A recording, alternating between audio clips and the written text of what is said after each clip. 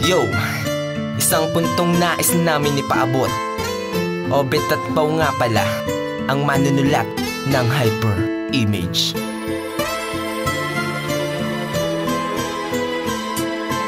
Ghetto Squad Production. Bakit nga ba nakasali? Bakit nga ba nandirito? Bakit nga ba ang tula ay amin na rin sinakulong? Ngunit mga katanungan kami na rin sumagot. Kung may maayos kang damit, huwag mong baliktad ang suot. Sa paglilinaw ng mga ginagamit kong kataga, bigyan kahulugan ng mga nilikang tula.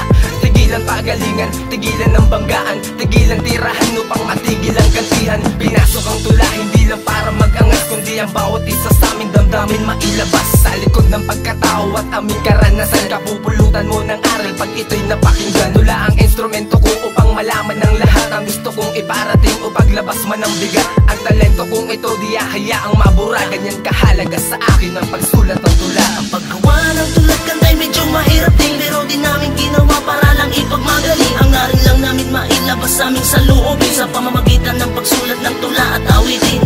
Mga makana namin may kabuluhan, hindi namin ginagawa para lamang ipagyabang. Ang nais lang naman namin na sa inyo'y iparamdam, sa pamamagitan ng pagsulat aming pinapaalam. Mga makatang ginawaran ng sumulat ng tula, ibinigay ang kapalaran na kami ay gumawa, upang aming ipahatid, upang aming ipaalam ang tunay na saloobin na aming nararamdaman. At kung ika'y nakikinig, iyong maiintindihan na ang pagsulat ng tula ay di lang sa paangasan, di lang sa patapangan, at di rin sa payabangan. Kung mayroon kang alam, gamitin mo sa may kabuluhan, pagkat ito namin nalaman tunay na kahulugan. Sa pagsulat ng tulang aming pinapakawalan, ang maipahiwatig ang tunay na nararamdaman, na hindi na gumagamit ng anumang kasamaan. Kung kami ay papalarin, na kami ay pagpalain, napakinggan ng mga gusto't nais namin sabihin, para malaman kung ano ang tunay namin nahangal. Sa pagsulat ng tulat, ginagawa namin awit. Ang paggawa ng tulat kanta'y medyo mahirap din, pero di namin ginawa para lang ipagmagaling. Ang aral lang namin mailabas sa aming saloobin, sa pamamagitan ng pagsulat ng tula at awitin.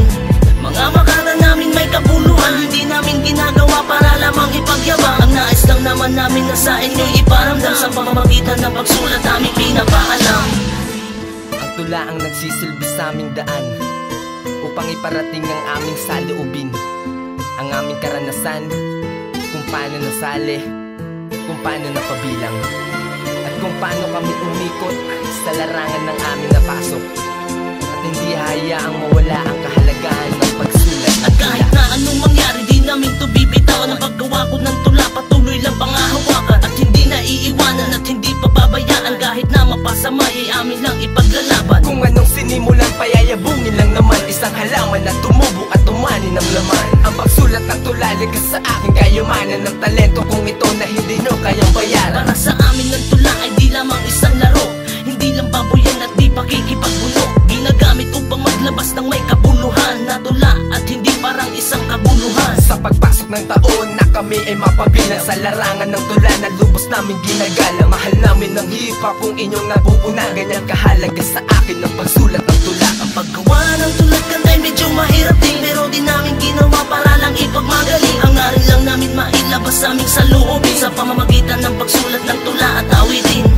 Mga makata namin may kabuluhan, hindi namin ginagawa para lamang ipagyabang. Ang nais lang naman namin na sa inyo'y iparamdam, sa pamamagitan ng pagsulat aming pinapaalam.